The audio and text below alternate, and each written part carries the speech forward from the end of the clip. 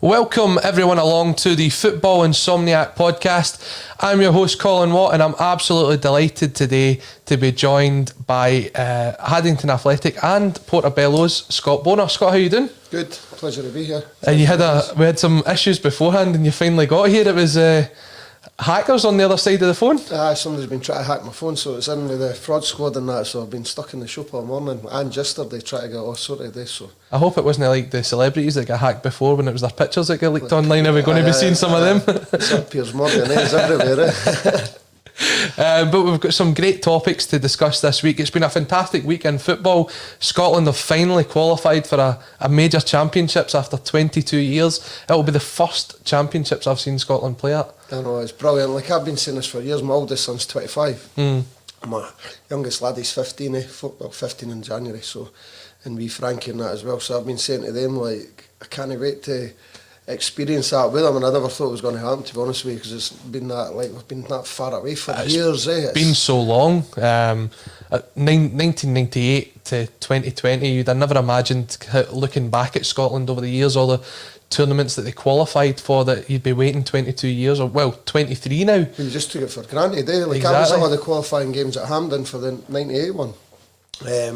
And then I've been to a few games since, because I enjoy watching Scotland, because my dad used to take me when I was younger, but it was getting really bad. So gone through there and some of the performances, so hopefully this invokes everybody's interest in that back into the national team, because it has been quite bleak years, if you like. Yep, definitely. And what we'll do is we'll go on to speak about that later on, and we'll look at it from a youth development side of things. Obviously you're coaching the young kids at the moment. We'll see what impact that will have on them growing up. Will they want to become the next John McGinn, the next Ryan Christie, even the next Andy Considine, as long as they don't do that video? I've just seen that this morning. Is that the first time you've seen it? That's quite disturbing. Oh, it's brilliant. Some of the other topics we'll be covering today, we'll be taking a look and seeing what Scott's dream football dinner party would be.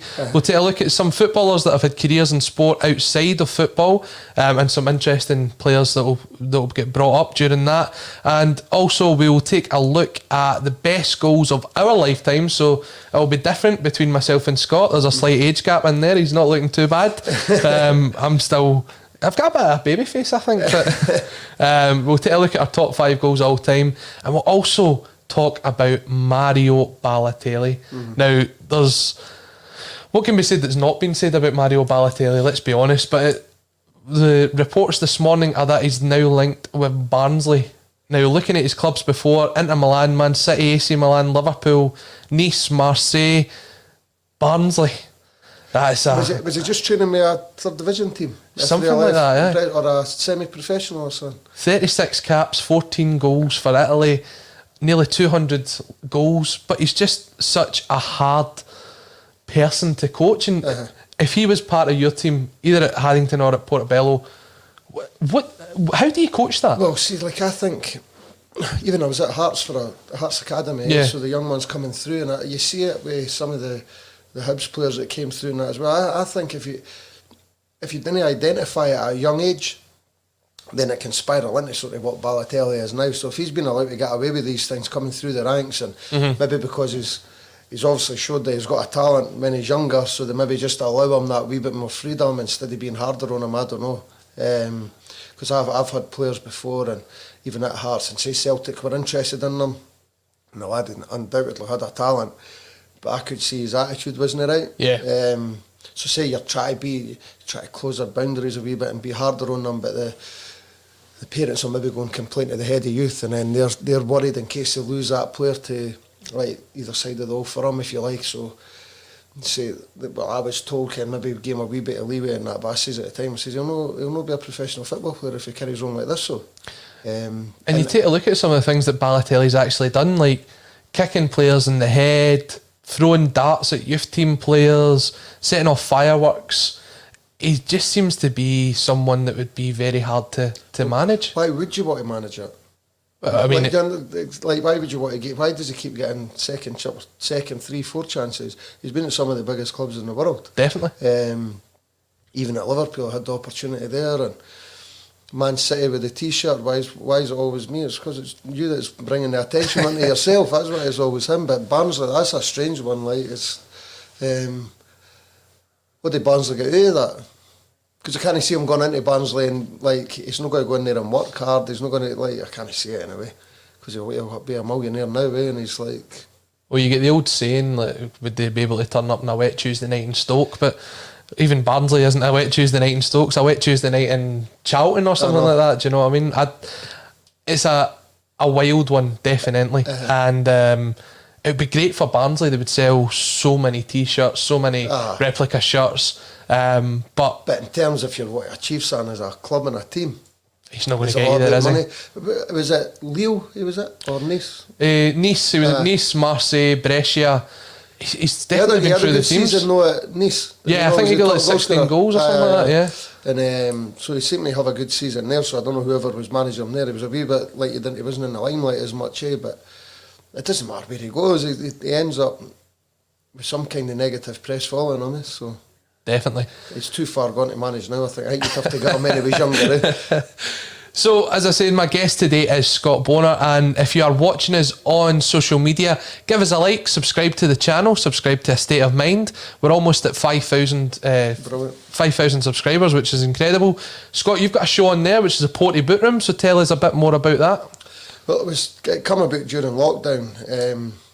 I'd been asked, like, Johnny Buckley, who's owning the State of Mind, and he's put it to me, and so we went away and we got the video cameras and everything. I just thought to try and put smiles on the kids' faces and give them positives because it's been a hard year. It's been a hard year for everybody. Definitely. So we invested in a few of the cameras, which is a lot of money. So we can now get all the kids' games on the video, so you can like get a highlights package of all their goals and everything. And the kids are all loving it. Like that's what they talk about, and it's gave them a right. A sense of being part of the club as well. So it's not like just certain teams within a club, but it's like it's really brought them all together. So even this year, I had a set out like a 5-year plan for the club. So we've had a lot of things on the go. So changing rooms as well, we've done all of them up, and because we feel like we've got the playing side right, the teams are doing really well. We're sitting at the top of the first division or near above at the top, so they're doing well in Scottish Cups and that as well, and all the cups. So then we thought the time was right now. We create an environment that the kids can thrive in, not just in football, because we want to develop people first as well. So the boot room's been brilliant, and you see some of it, like obviously when you're on Facebook, you see all the kids all sitting waiting on it coming up on the telly at 6 o'clock on a Sunday night. So it's becoming part of like some of the families at the clubs, like Sunday night viewing, if you like, and that's brilliant. One of the parents says like he was on it, he was only 10, and his mum says honestly, he says that tune and that game, he says it is never off. Says it is constantly on. So but imagine being a kid watching that, like that. So that was what it was. We try to build it for and like promote it for all the kids. It's a fantastic show, and if you do get a chance, then you can take a look at what Scotland is developing, and that's what we'll talk about shortly. But the Porty Boot Room, Sunday night, 6 p.m. on A State of Mind YouTube channel, so make sure to look out for that. One of the topics we've already discussed is Mario Balotelli, and we've got people commenting on it already, and if you are watching us on social media, give us a like, subscribe to us, and leave your comments. This shows as much about you guys as about us, and we've got Michael Quinn doing that, and he's saying that Balotelli has nothing on Gravenson. Now, I don't know if you've ever seen the film Goal, which was, I think it was Goal 2, where Santiago Muñoz moves to Real Madrid, and they've got all the players from Real Madrid at the time. Now it's the Galacticos, you're talking Beckham, Ronaldo, Figo, Raul, players like that. And Thomas Gravenson is in that film as well, as he's trying to play a part in it. But I've seen clips of him running about the changing room, whipping people with the towels and stuff like that. He would be a nightmare to have in the dressing room. The big Viking. Oh, unreal. And the stories that gets told about him on other shows, he'd keep you there all night. One of the main topics, though, that's happened this week as we take a look back at the week that was in world football is Wrexham Football Club, and they have been taken over by Rob McElhenney from the It's Always Sunny in Philadelphia TV programme, and Ryan Reynolds of Deadpool fame. Two actors that have came together to take over a Welsh football club, a football club that has a rich history, I would say. I mean, they've knocked out Arsenal in the FA Cup before. They've played in the Cup Winners' Cup, and there's definitely a loyal fan base to them. in more recent times, you've seen one of their more famous fans, the Bootlegger, who is all over social media with his Friday, Saturday, Sunday night antics, and it's certainly gone down really well, and I've got to say I do follow him myself. But what attracts celebrities to clubs that probably maybe 6 months ago they maybe hadn't heard of? Well, you can maybe see my confusion in it. So, were they the ones that got Balotelli to Barnsley? Why? Wrexham probably could be a big club if they're looking at like Swansea or Cardiff as well, and maybe coming through. Are they non-league? Did they get relegated? I think they're in League Two. Someone might be able to. Back up? I think so. Somebody might be able to correct me. I've not actually looked at that. So, but they could be a big club, but it's a strange combination why you would pick Wrexham, and why are they.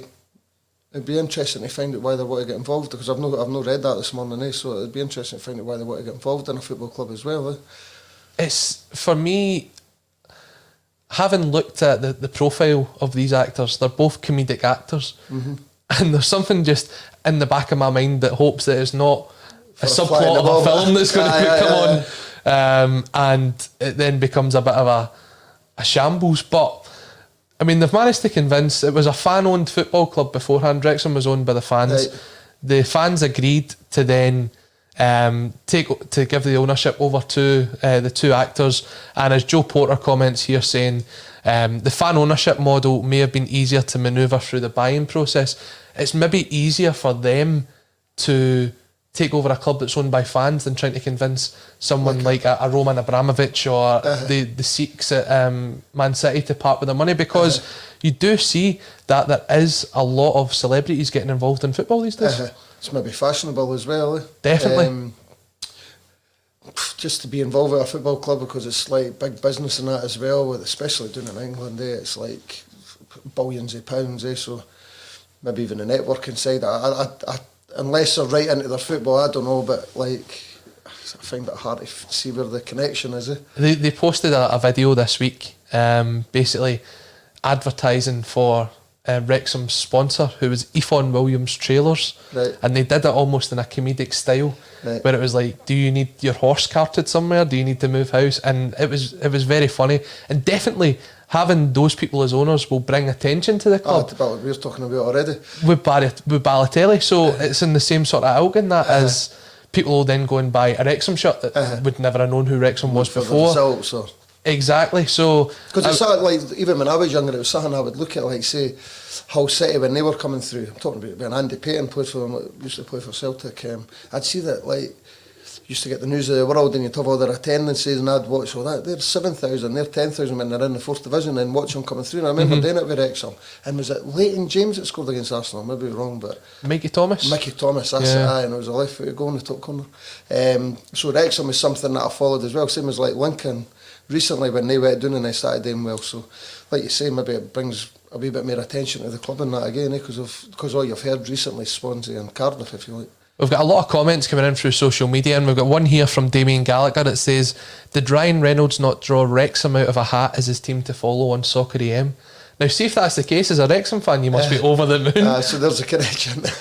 So we've got Kevin Graham from Celtic State of Mind, and he also hosts the Screama Celica podcast. He's saying he reckons it's for a Netflix programme. That would make sense to me. That would absolutely make sense to me. That's what, like, I'm really confused with it, so that's what I'm thinking, like that All or Nothing or something. Definitely. We've got Mr. Briggs as well. Both cannot hold a candle to the nonsense that was Dream Team on Sky One. I loved that programme. Yeah, Harchester United. I think more people died for Harchester than what played for them. But they actually had some proper footballers involved in that as well. That was ahead of its time. And then what was the other one? Footballers' Wives, remember that? Oh yeah, Gary, I can't remember, Gary Lucy, and yeah, incredible. But they took over for Melchester Rovers, that's what I watched. Red. It's crazy. So, I mean, for me, as obviously not being a Wrexham fan, this has piqued my interest in them. I'll definitely take a look at the results this season, but I'll be more interested to see if there's a show that comes out. Or who they're signing. Exactly. So that will definitely be interesting. So what attracted them to him? Is it going to be a Netflix show? Is it just for a publicity stunt? Who knows? But I'm sure for Wrexham, it's probably offered them some financial stability going forward for the future. Unless at the back of there's an American club trying to get up, but then they would maybe just buy them, eh? Who knows? It's strange. What I did realise, but is I don't know if you've seen The Office US. No. So one of the actresses from The Office US actually has a stake in Swansea as well. So maybe it's a US invasion of Wales. Who knows? We'll take over. But thank you again to everyone for joining us on the Football Insomniac podcast. Taking a look at some of the comments that's coming in. We've got the Raga 3 coming in saying, I think they're trying to sign Danny DeVito as a goalie. He's a bit small with a goalkeeper. Kevin Graham back in again saying they obviously follow the bootleg on Twitter. I follow the bootlegger on Twitter. I don't know if you've seen it. No, I've never seen it. Definitely go and watch some of his clips. Brilliant. He's just a typical football fan, put it that way. But yeah, so that was our main talking point of today. It was the main topic, the Hollywood A-listers going to Wrexham. But since we've got you here today, you're obviously working very hard in youth development. You're working in the amateur side of the game. And the great news is Scotland have qualified for the Euros for the first time. In fact, the Euros, it must be more than 22 years. Was it 96 was the last Euros they qualified for? So we're talking nearly 25 years since we qualified for the European Championships. Scary, I remember that. It's scary, isn't it? But one of the main things that comes out of that is Scotland, or the SFA, gets £9 million as a reward for Scotland qualifying. Right. For me, that money should be invested within youth development. And if we take a look at youth development nowadays and we take a look at some of the grassroots football that's out there, it seems to be we're seeing less and less kids that are actually making that jump from grassroots right through to the international level. You take a look at Scotland's under-21s last night. They lost 1-0 to Greece. That's them knocked out. They've not been at a major championships for almost as long as the first team have been there. The women's team qualifying, so there's obviously the investment within women's football. What can we do at a youth level that can make sure that we don't ever go 23 or 25 years again without qualifying for a major tournament? For me, like I was at Pro Youth as well with Hearts for 5 years or so, and so I've seen like all the different levels, and I've been at Boys Club. I'm at East of Scotland now, so like we're in the pyramid system. You take Hibs for instance. I'm a Hibs fan. So you've got since 2012, Alex Harris, Jason Cummins, Ollie Shaw, Ryan Porteous, Paul Hanlon, and there's maybe somebody else off the top of my head, Sam Stanton, who have maybe came and played for Hibs. Now I got Jason Cummins. I took Jason Cummins to Hearts, and Ollie Shaw. Got Ollie Shaw when he was younger as well at Inverleith Park. So there's two. So there's only 4 players that have came through actual Hibs Academy, because Cummins went to Hibs when he was at under 19s. He had done his cruciate. So he left Hearts and then went back to Hutchie. And then Ollie Shaw left Hearts to go to Hibs at an older age as well. So Hibs have brought through 4 players since 2012. So there's nowhere like, and there's some talent at Hibs in these academies, but there's nowhere for them to go. Celtic will have them as well, Rangers will have them, Aberdeen will have them. But take Heckingbottom for instance. Heckingbottom went away and signed 10 players for the English lower leagues. You're not telling me we've not got 5 players in the Hibs Academy that are better than him. I'd be sitting saying to people in that workplace, like, how are we not producing them? But we keep getting told, especially when you're in it, it's better. Go to Pro Youth, it's better for the kids. It's better than Boys Club. It's like Boys Club's like the dirt on your shoe, if you like. But they keep bringing the players for that level. So instead of working together, like even now I take under 15s who are quite good at Portobello. So you've got teams trying to take the laddies now. I mean, even during this COVID situation and that, like, some clubs are good, they work with you and they let the kids go in and try on that, but you get teams that are trying to actually, they want to sign them in December. I mean, we've got players that'll maybe be the best team that they're ever going to play in, so just wait till the end of the year. They're obsessed, but they get all the kids in, but where are they going? There's no reserve football, there's bottleneck, and then they all like, they're selling them a dream at a young age, 10, 11, 12, so by the time they're 15, 16, 17 getting released, they're not playing football when they should be playing football at 18, 19, 20. Like I spoke about it a few times, so you sell Charlie Nicholas. Would Celtic go and buy Brian McClare now? I don't think they would. like I had a show with Mickey Weir and things like that. Would Mickey Weir get in the team now with Hibs, or John Collins and that? But they wouldn't, because it's just proved that only the 6 have came through, but 6 in 8 years is really poor. When you think like the best Hibs team that we've had in the past 20 years was Thompson, Brown, Riordan, O'Connor. All went on and made Stephen big moves. Nobby and that. But Bobby Williamson got sacked, but Bobby Williamson was brave enough to throw them all in. And Whittaker as well, Stephen Fletcher.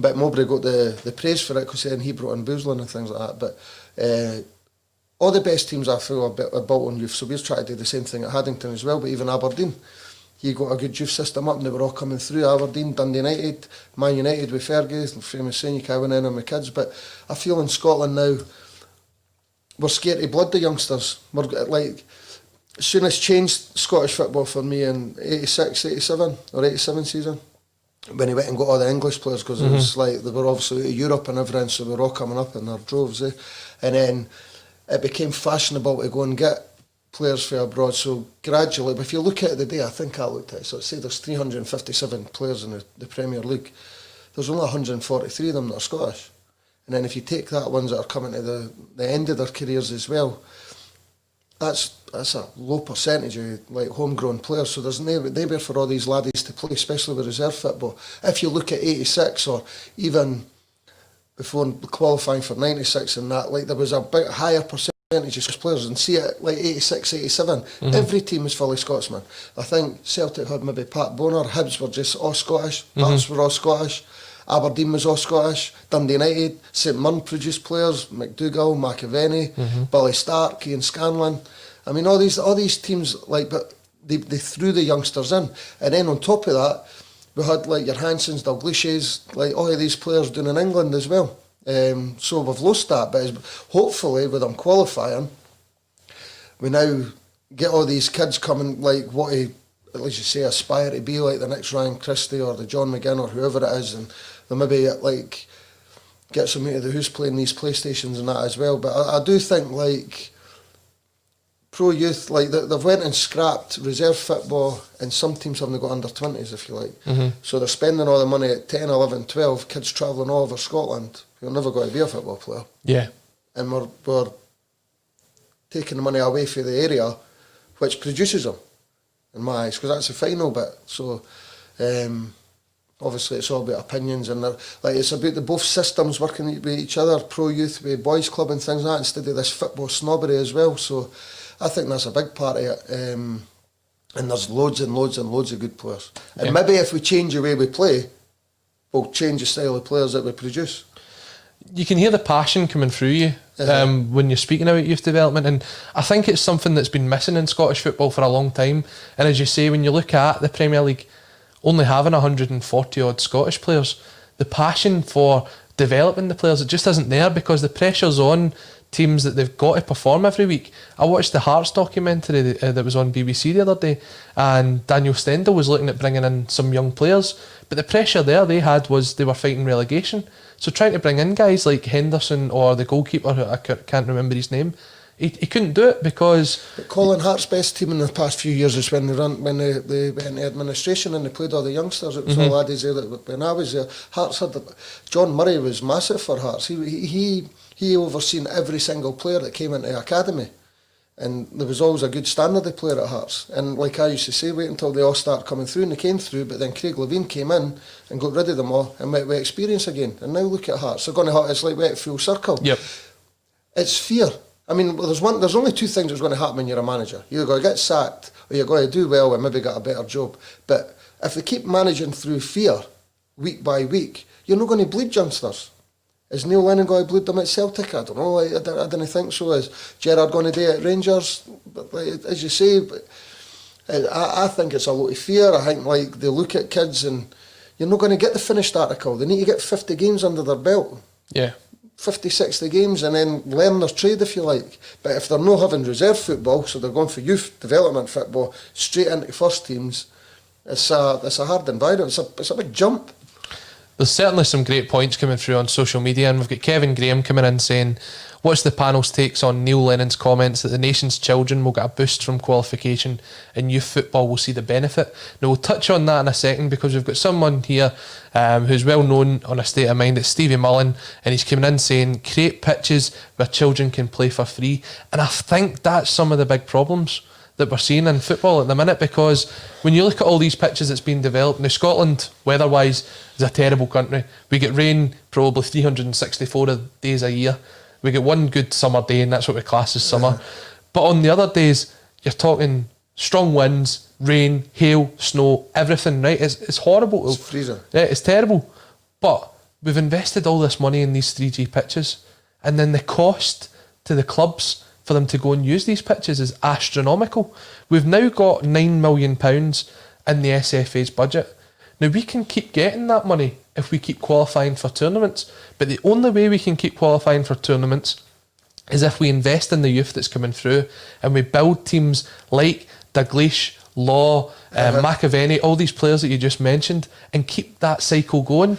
Because when you look at it, the teams that are doing really well have managed to recycle a good team through their youth players to become a great team again. But like, see like Iceland. Yes. So the Icelandic League, they've invested heavily in their infrastructure, but they're all the players are for Iceland. So you'll maybe have Norway. If you go and look at the percentage of Norwegian players playing, or Denmark or Sweden, it'll be a high percentage that they're homegrown players. Mm-hmm. Whereas we're just buying, and I didn't mean to be disrespectful, but journeyman as well. Like I see Hibs, like when Heckingbottom is buying all these players, and I'm saying, like, there must be better Scottish players. So although we can go and buy all these pitches, we can go and put all the money into infrastructure and everything, but if nobody's going to give them a chance, we're going to have this big bottleneck again. Mm-hmm. So I reckon you've got more players playing now than when we played. I mean, I didn't play 5-a-sides or 4-a-sides. You've got 4-a-sides. Mm-hmm. So they're starting at 5-6-year-old, 4s, 5s, 7s, 9s, and then 11-a-side. I mean, there must be about 500,000 kids playing in Scotland. A lot more than our day, because we just played at like 11-a-side, under 11s or whatever, at school level and everything. So there's a big, massive net. There's more kids playing football. It's more accessible all over the country, if you like. But there's, in my opinion, like the facts are there. There's nowhere for all the kids to go, and then they get disheartened. The amount, like we've been at Haddington, I'll phone up somebody 20, 21 who I remember being a good player. He's like, I don't play football anymore. You can't. I'm like, player you was. Maybe he doesn't play, and I was like, this is when you should be playing. Mm-hmm. Even if it is at like East of Scotland level, and you're in the pyramid system, you can still play in front of 200, 300, 400 fans or whatever, and get a good circle of friends and everything. So. Get the £9 million, put it back into them for into pitches and that, get more kids playing, but there is hundreds of thousands of them playing at the moment, so there's something else wrong. That could be a point that's coming in here from Damien Gallagher. He says, for him, there's an issue in that kids are picked on their size rather than their skill, and it's win at all costs rather than developing players. Now, obviously, you're coaching at a youth level at the minute. Do you see that being an issue? I just look at football players myself, but I think that's what I was meaning. I think it's a style of football. So I'm not saying mine's is the right or the wrong way to play. It's just the way I think it. Like I try and get them to pass and move and things like that, make them technical. Whereas you'll maybe play against teams and it's just sitting in 4 big laddies, kick the ball up the park, it comes back to them, then it goes back, and it's so. And if they think that they can't get on top of the teams, like say even our team, like they're maybe they're a good side, but they'll go and then try and intimidate them and kick them off the park. And I think that's when referees come in. Referees have got to be stronger, so they're a wee bit lenient because they think, oh, they're 13, 14, know what to send them off. But these kids are going about actually trying to maim players. So if they're stronger on them, that then stops the coaches for then try to teach that, because it must come for the coaches. And then we're in this culture of, I wouldn't say it's win at all costs, it's like an aggressive, it's like aggression over technique. And I think that's maybe what we've got to change, because the 7-a-side format is brilliant, because like you need players at the back that can play, because they're just young. So you need to be able to deal with the ball and that, but it's reversed. You normally have, people normally have the bigger ones at the back and they just kick it up the park, but we just like that philosophy to try to play for the back. That's maybe developing better players there, but as they go to 11-a-sides, some of the games can be like the ball's black and blue, to be honest with you, when you're playing against teams, and it does become about how can they win? They just get, and if you just keep playing in straight lines, you're going to need more aggressive, more bigger players because you're not playing. That's what I was trying to say earlier. If we keep playing the way that we're playing, we'll keep producing the players that we do, and it happens at pro youth as well. Because like at the younger ages, they're all trying to pass the ball, but then I feel like as they get older, some of the clubs, not them all, obviously, some are doing really well. They just cancel each other out because they're all quick, they're all big, and they're all doing the same things. So it becomes sort of stale, if you like, and they're all trying to. There's no originality like what I think years ago. Like sometimes, I think you can overcoach them. I think you're maybe producing robots where it's like they're scared to like give the ball away. Yeah. Go and try something, and I'll say like go and beat a man. Take him if you're 1v1. Take him on. I'd rather you lose the ball doing that. Being creative and using your imagination and constantly going back the way and just being safe. Because you could get like 10 a penny to do that. So we're going to produce a Dalglish, a Jimmy Johnson, a Henderson, a Mickey Weir, if you like, players that go, John Collins, that go and take players on. Players that had something about them. Aye, that had something about them, that had a bit like gallousness and everything. Like they were Scottish players, but they were times when we used to qualify for World Cups and everything. We had players in abundance, wee Strachan's and everything. Peter Weir at Aberdeen. I loved that Aberdeen team. But now we're in danger of creating a nation of football robots as coaches going to madness with computers and statistics and graphs and pie charts and let the laddies use their imagination, man. I think for me, as long as we use the £9 million of it, invest it properly, as we're saying, there's ways to invest it, and as long as we don't develop any more Ollie McBurnies, I'll be happy with that. Because even the way he wears his socks and his shorts. Oh, you would knock that out of him. I didn't understand why he would. He's no Grealish anyway. Oh, it's incredible. But yeah, I mean, some good points coming through, and we've not got time to go through them all. But I mean, we're talking about things about aggressiveness, about money, about the way that we're kind of set up at a club level. There's so much going on, and I think we'll definitely come back to this at a later date. Maybe after tonight, after Scotland go on and beat Israel, hopefully, and we'll be talking about how we can continue to keep qualifying for these tournaments. But there's a real debate in Scottish football right now, and I hope that this money is put into the right hands and we actually see the results of it. Or even go and create a centre that takes the 16 best players in Scotland that under 14s instead of like pro youth or something, and really make them individuals. So they're going on about academies are going about like what to produce teams. Well, why they want to produce individuals? So why have they got teams at younger age groups? Because you're creating a team. So go and just coach the individuals, and then have a team in the 15, 16. Yeah, it's all like. But to me, it's back to front. And I'm immersed in it. As you can probably tell. Well, that's exactly why we had you on to discuss that today. So I mean, some great points coming in. But you mentioned some great players there. You mentioned Dalglish, you mentioned McAvenny, you mentioned there's so many great players that was mentioned there. But now we move on to our next topic where some of these players might come back up, and every time that I have a guest on the show, we ask them what their dream football dinner party would be. So it's been hosted at the Bonner household. You're cooking. What would you cook? What's your speciality? Beef Wellington. Oh, nice. I'm coming to that one too. But we're looking at 4 players or managers, dead or alive, because we've found a machine that can bring them back to life, that would come round to the Bonner household for the dream football dinner party. So what is the table made up of? The first one would be Fergie. Alex Ferguson. Popular choice. Been named quite a few times. Just my era growing up, I thought Aberdeen were... I didn't realise the magnitude of what I had done because I was young, so... I was born in 75, so I grew up watching Aberdeen winning cup finals, and I just annoy Aberdeen, and I thought they were like invincible. Even if I went to Easter Road or Pittodrie and that, like go to Aberdeen, you just weren't getting a result. And to get on top of the old firm the way he did was unbelievable. And then I realised, obviously, as I got older and he went to Man United, because I like Liverpool as well. And then to break that dominance as well shows that like I'd be fascinating to sit with him, some of the stories and tap into his mindset. I think that would be some guest to have at your party. So the second one would be Kenny Dalglish. It's a good combination so far. So Ferguson, I think Kenny Dalglish, because he was at Liverpool, plus he was at Celtic and that, and then Fergie's connection with Rangers, and then Dalglish was sort of party when Fergie came up to Man United, so he would have seen how we got on top of dominating Liverpool and the demise of Liverpool, if you like, for what? How long did they go without a title? 30 years or something? 30 years, yeah. When I was growing up, it was like Liverpool won everything. So I think the combination of them talking as well would be fascinating to hear all the stories that they had with the Liverpool, Man United and Rangers Celtic and that as well. Do you think there's a space for them in modern day football? Do you think some of these characters are missing? Like, could Ferguson become a director of football or Dalglish a director of football? Do you think there's... But is Fergie still doing that for Solskjaer just now? That's the question. Just if he's there, or is Solskjaer... I think Solskjaer would maybe tap into him, but they're two totally different characters. I think Man United play how Solskjaer's personality comes across, like without being... It's quite dour and like dull. And I think his team sort of play like that, whereas Fergie's fiery and they had that passion about them. Same as Dalglish.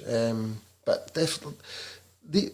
These players should be somewhere in the game, even if they're just going about academies or whatever it is, and just talking to kids and everything and giving them like wee bits of advice wherever it is.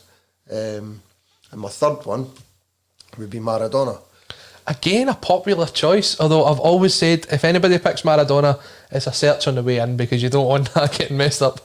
So just with Mexico '86, I was mesmerised. And like Mexico to me could have been on another planet because the world was a big place when I was that age. I was 11-year-old, and it just looked like the camera shot with the heat and the sun. It just looked totally different for like World Cups now. It was like it was on a far distant place to me, and I was sitting up to hours watching them, and I was like, wow, and I was never named Maradona, but you go out and you're like... You want to be Maradona. I wanted to be Maradona. Maradona's on the ball and things like that. I'm just fascinated with him. Then seeing him at Napoli and everything, I think he's been the best player in the world, for me anyway. But I thought he was exceptional. And then the fourth one would be Archie McPherson. Interesting. So, growing up as well, like sports to me was massive.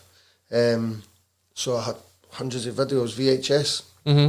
And taped all the sports scenes and that, and I'd sit there intently waiting on it coming on, and where was Arch, what stadium was he at, like, and I think his knowledge of Fergie, Dalglish, Maradona and football is like an encyclopedia, and him to sit there and be the glue between them all, and I think like it would make for a great dinner party and loads of good stories and that, because Archie McPherson's voice to me, Scottish, I just feel like the 80s, maybe the early 90s, that's when Scottish football was at its peak. And then it's sort of, it's got monotonous and like they're not selling the product to me, but whereas then it was exciting, it was interesting, and it was like different teams coming through, like but you had that good Hearts team, you had Dundee United. I mean, Dundee had a good side, if you like, if you got to Dens Park, Aberdeen, like St Mirren and that. There was better teams then for me.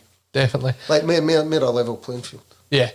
And we are still on social media at the minute. We're on Facebook, Periscope, YouTube, and this is where Mr. Briggs has commented saying, if the criteria is alive or dead, I think Bobby Robson would have been an incredible dinner party guest. The stories he would have had would have been elite level. He's up there with Dalglish and with Sir Alex, isn't he? Definitely. I like what he achieved. He started at Ipswich? I think so, yeah. So a wee small town club like Ipswich took them to the head of heights of UEFA Cups and everything. I remember watching him, Eric Gates, George Burley, John Wark, Terry Butcher, the Dutch guy as well that went, it was Arnold Muren and T-shirt. Anyway, there was loads of good players then. I loved that like Ipswich team, and then he went on to, where else was he, Barcelona and that, and what he done with England. He got them to the semi-final as well, and they were just penalty kicks away for it, but they were a great side with Lineker and everything, and Gascoigne. But it was another one like Fergie, it's like the working class roots. They get that fight in the fire like Shankly and Busby and everything. They're all like legends. Absolutely. Legends of the games. Icons. And anyone that is watching along, you can comment with your football dinner party. We will be doing it every week. We've got a guest on, and we are live every Wednesday with the Football Insomniac. We're going to move on. We've probably got time for one more topic this week, and we'll save one for next week's show. And I think this is one that will definitely spark debate, and do get in touch with us at A State of Mind on Twitter. I'm at Colin88. What? Scott, you on Twitter? I am, yeah, but it's at the Potty Boot Room. Potty Boot Room on Twitter. Let us know as we move on to our final topic, which is our top 5 goals that we have seen in our lifetime. This comes off of McElligott, who scored an acrobatic scissor kick this week. I don't know if you've seen it. Definitely look for it on YouTube, where he hits a scissor kick, comes off the bar, comes back to him, another scissor kick into the back of the net. Incredible technique to actually do it. And the best thing about it, he's a centre half. He's not even a striker. So he's just showing the strikers how it's done. Just made me remember a goal. Mex's for, is it Auxerre? Maybe a scissor kick centre half for about 30 yards. Incredible. I love seeing the technique behind some of this. So what we'll do is we'll go from 5 to 1. I'll go first with my 5th choice one, then I'll get you to come in and we'll see who our number 1 is. So at number 5 for me, it is Gareth Bale against Liverpool in the Champions League final. The ball comes over from the left hand side and it's an incredible overhead kick into the back of the net. Not the best goal that was scored that day, because it was definitely the one where Karius threw the ball out to the striker, made a tap in. But honestly, Bale's overhead kick, what he's done for Real Madrid is completely understated, and the way he's been treated over there. I was just going to say that. Even the goal was understated because Ronaldo's on the pitch with him. Exactly. If that's any other team, like you're talking about, like, so a different light. Bale for me, that's my number 5. So who comes in at number 5 for you? My number 5 for me would be a game that I was actually at. So it was De La Cruz for Hibs against Hearts. He's just signed. He's came in for the right hand side and hit it with his left and bent it right into the far top corner. And the reason I'm picking that, because we didn't really beat them that often, like growing up in it, so it's something that's stuck in my memory. So I thought that was a great goal. So that's number 5 for me. Number 4 for me, I'm going to the national team, and probably one of the best goals that Scotland have scored in a long, long time. James McFadden against France at the Parc de France. Incredible hit. Long ball from the goalkeeper, turn round, bang, 35 yards out. It gets longer every time that I watch it. And the commentary from Peter Martin is outstanding. So what a goal that was. Great bit of skill. What a player. He scored a few good goals in that campaign as well. Remember the one against, was it Holland? Yep. At Hampden and bent in the top corner. McFadden is a great player. He's the type of player that we should be trying to produce again, like a maverick, like a wee bit about him, but I remember watching that as well. That was a great moment. Oh, and I remember that was 2007. I would have been 13 and running about the house going mental, because I actually thought we would qualify at that tournament, but the referees in Italy conspired against us to stop us from qualifying that time round. So who comes in at number 4 for you? Well, mine's is a Scotland game as well, but I was there as well. I've tried to pick some games that I was at. It's Charlie Nicholas against Switzerland. I was in what you would call the Celtic end, if you like. So the boss came over and he's chipped it up with his left foot, and then with his next touch he's volleyed it into the far top corner, and it's just something that stuck with me, and I just thought it was a great piece of football. It's incredible. A great goal. And I thought, again, Nicholas was another player that you looked up to when you were growing up. He was just outstanding. Great player. Absolutely. So we're on to number 3, and at number 3 I've chosen someone that we spoke about already today, and that is Leo Messi. And he scored basically a like-for-like goal that Maradona scored against England at the World Cup. Not the hand of God, but the other goal, the one that really doesn't get spoke about a lot. But you're taking on 6-7 players, inside, outside, and then dinking it over the goalkeeper. It was like that goal. He actually had the picture in his head. Yeah. What he was trying to emulate it. Yep. Even the way he went around the keeper. I mean, Messi's got the ability. We know now that Messi's now got the ability to bend that in the far corner the first time. But he's actually dragged it similar to what Maradona done and slid it into the corner. You're talking he's went 60 yards, went through about 6 or 7 tackles, and the thing is he's only 19 then as well. So it's absolutely incredible looking back at it. It's probably his best goal he's ever scored. Definitely, I thought it was amazing. And just like when you see the mirror image of it when it is Maradona. So before we get to your number 3, there is a lot of comments coming in here. We've got Pa G saying Scott McDonald versus Man United, a half volley at Old Trafford. Red Scotland's given us his. Zidane's goal at the Champions League final. What a goal that was. Bratbacks to stop the 10. Yep, definitely. Joe Porter coming in as well. James McFadden against France. And also there's Dennis Bergkamp against Argentina. So a lot of great goals. Are any of them in at number 3 for you? Well, yeah, it's another game I was at. Because I've tried to pick ones when I was there, and I thought, wow. and it was Albert's at Easter Road. So the bus came to him, and he must have been about 30 yards, 35 yards, and he's chisted it. Now I'm watching, and he's hit it, but he hit it that hard that I'm saying to myself, where did that go? And I only realised it went to the back. It was that fast it went to the back of the net when the Rangers fans were going mental. I was like, wow, like, and then when I watched it back on the TV, with being there, what a goal it was. Because I couldn't even watch it that quick, so that would be the third one for me. That was a great goal. So we're into our top two. Now remember, for me, this is goals I've seen in my lifetime. So we're only going as far back as maybe 93. But in at number 2, I have Roberto Carlos's free kick against France. I think it was the Confederations Cup. The swerve on the ball as it goes into the back of the net. That is, I don't think you'll see anybody even try that nowadays. No. How he managed to get the swerve on that ball, incredible. Can you remember his goal for the byline? Yes. And it was similar, but for that, and there's not many players that could do that either. But the way he bends it, it was like that was another unbelievable. It's actually went about 2 feet wide of the wall. Oh, it's unreal. And you just see the swerve on it. I don't know how he managed to get it back round, but it defied physics for me. Absolutely. So number 2 for you, Scott? It'd be Bergkamp. I think it was against Newcastle. The flick? Aye. So when it came over, and he's flicked it round, and just have the awareness and the technique and the ability, and then finish it off, because a lot of players could maybe try something like that, but then to get a goal at the end, it was just unbelievable. I thought Bergkamp was absolutely class. He's definitely one I think I would consider for my football dinner party. Just the intelligence of him is unreal. So we're down to our number 1s, and this for me is probably quite biased as a Celtic fan, but my best goal I've seen of all time is Henrik Larsson's lob over Stefan Klos in the 6-2 game. And there's more to just the fact that it was against Rangers. If you watch it, the technique that's actually required to score that goal, the win and the header in there from Chris Sutton, dinking it through Bert Konterman's legs and then getting it up and down over Stefan Klos, absolutely outstanding. And there's been some great goals, like Nakamura scored one from 35 yards, but over my time of watching Celtic, I'd say that's the best goal I've ever seen. No, it was a great goal. Larsson was unbelievable, even how good he was in there as well. He would just hover there for ages, but a tremendous professional as well. I think that gets forgotten about. Definitely. It doesn't get highlighted enough how good a professional he was, and he went on to Man United and doing well at Barcelona and that as well. I thought, I was at his first game at Easter Road. We beat us 2-1. He wasn't very good. The day so he came a long way. The day it got Chick Charnley nearly a Scotland call. So that was a great goal as well. Even you're talking about great goals with Chick Charnley. Is that what comes in at your number 1 then? No, my number 1's.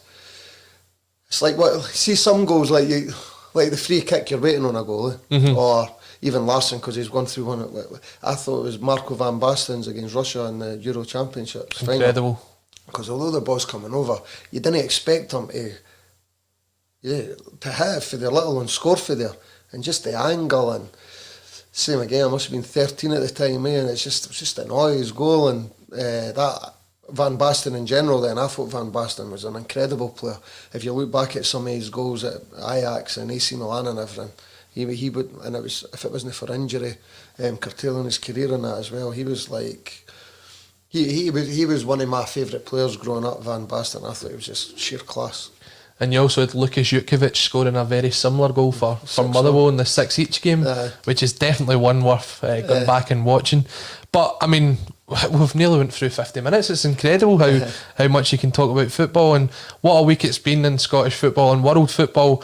And we wish Scotland all the best tonight when they go out to play Israel. Hopefully a win will see us top the group and go into the League A in the Nations League, which is a good thing for qualification, I've been told. Check out the Potty Boot Room on A State of Mind's YouTube every Sunday at 6 p.m.